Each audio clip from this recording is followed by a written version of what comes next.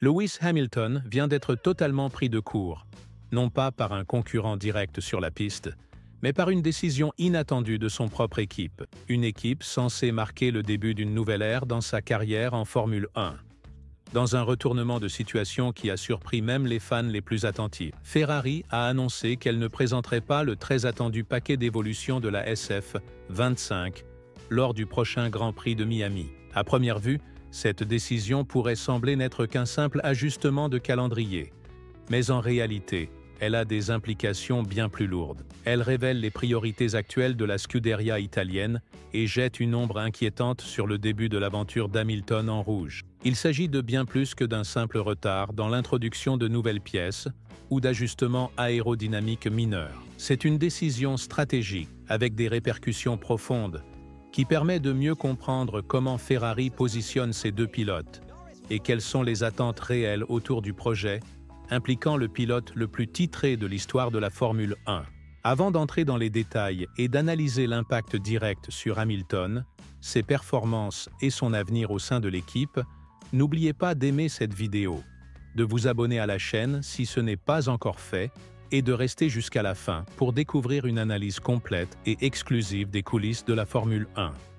Allons droit au but. Après une performance frustrante sur le circuit de Jeddah, où Hamilton a terminé seulement en 7e position, à plus de 35 secondes de son coéquipier Charles Leclerc, on s'attendait à ce que l'équipe introduise des améliorations significatives. Ferrari avait déjà laissé entendre qu'un nouveau paquet de développement était en préparation, et que ces changements pourraient aider Hamilton à mieux maîtriser le comportement imprévisible et instable de la SF25. Mais cette promesse a maintenant été reportée. Frédéric Vasseur a confirmé publiquement que l'écurie ne présenterait pas de nouveautés à Miami, préférant attendre le Grand Prix d'Émilie-Romagne à Imola. La raison officielle avancée est le temps de roulage limité durant un week-end de sprint. Avec seulement 60 minutes d'essai libre avant les qualifications, l'équipe estime qu'il n'y a pas de conditions adéquates pour tester de nouvelles pièces de façon efficace et en toute sécurité. Mais pour Hamilton, déjà en perte de confiance avec cette monoplace, c'est un nouveau coup dur. Après le Grand Prix d'Arabie Saoudite, le Britannique a exprimé ouvertement sa frustration, déclarant qu'il ne comprenait plus ce qui ne fonctionnait pas. Dans ses propres mots, il a décrit la situation comme « rien que de la douleur, sans réponse ». Il a même annulé sa semaine de repos, a pris l'avion directement pour Maranello et s'est plongé dans les données pour chercher lui-même des solutions. La situation est critique. Hamilton est en mode urgence, tandis que l'équipe privilégie la prudence. Le véritable problème, c'est que la SF25 n'est pas seulement difficile à piloter, elle est fondamentalement incompatible avec le style de conduite d'Hamilton. Ses points forts habituels, freinage tardif, contrôle en courbe rapide, modulation de l'accélérateur, ne sont pas récompensés avec ce châssis. Le septuple champion lutte dans chaque secteur du circuit, alors que Leclerc, bien qu'il ne soit pas entièrement satisfait non plus, semble davantage en phase avec la voiture. Et avec le report des améliorations, cet écart de performance risque de persister, voire de s'aggraver. Le problème ne se limite pas à ce qui n'a pas été fait. Il concerne aussi ce que l'équipe choisit de faire. D'après Vasseur, Ferrari adopte une approche course par course, comme lors de la saison précédente, plutôt que de suivre une ligne de développement claire. Cela peut paraître raisonnable sur le papier, mais en analysant les faits, il apparaît évident que le développement de la voiture ne tourne pas autour d'Hamilton. Leclerc occupe actuellement la 5e place du championnat avec 47 points et a déjà signé plusieurs podiums. Hamilton, lui, est 7e avec 31 points, sans aucun top 5 pour le moment. L'écart se creuse, et le manque de nouveautés du côté du Britannique envoie un message limpide. Ferrari continue de miser sur celui qui apporte déjà des résultats. Penser à Miami dans le contexte du sprint donne un éclairage supplémentaire.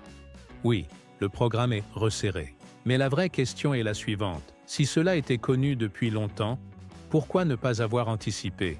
Pourquoi ne pas avoir conçu un package spécifique, même partiel, dédié à Hamilton, pouvant être intégré progressivement? Au lieu de cela, Ferrari repousse tout à Imola, misant sur un week-end parfait, avec une météo stable et un déroulement fluide. C'est un pari audacieux pour une équipe qui cherche à reconstruire la confiance d'un champion. Pendant ce temps, Charles Leclerc continue de tirer le meilleur de la SF25. Il a déclaré que le nouveau fond plat introduit à Bahreïn était un pas dans la bonne direction, même s'il reconnaît qu'il reste encore beaucoup de travail. Sa trajectoire est ascendante, et c'est crucial, car en Formule 1, l'élan compte autant que la performance brute. Leclerc progresse, tandis qu'Hamilton voit les choses lui échapper.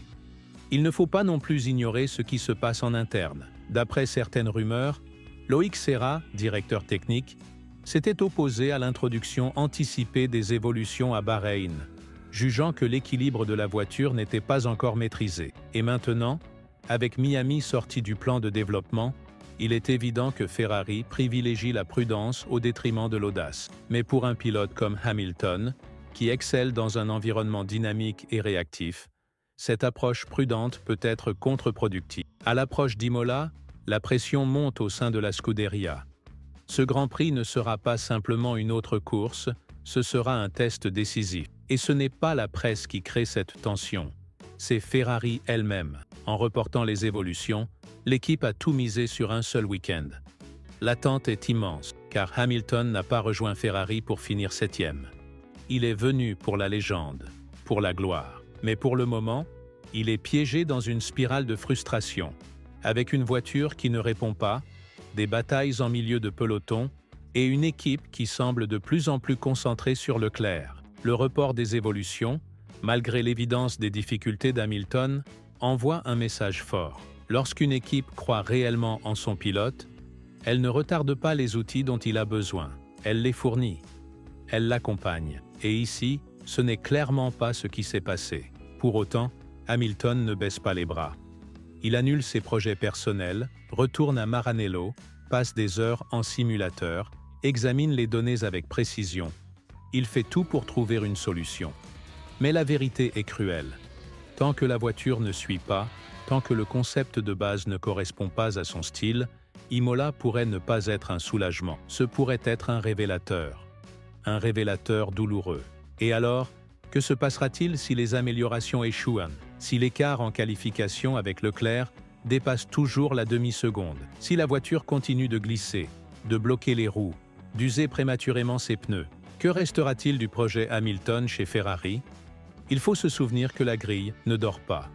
McLaren progresse, Red Bull est toujours dominant, et même Mercedes, en pleine turbulence interne, reste capable de trouver des solutions rapides. Dans un environnement aussi compétitif, l'hésitation n'est pas permise, et Ferrari, en temporisant, marche sur une ligne très fine entre stratégie patiente et immobilisme dangereux.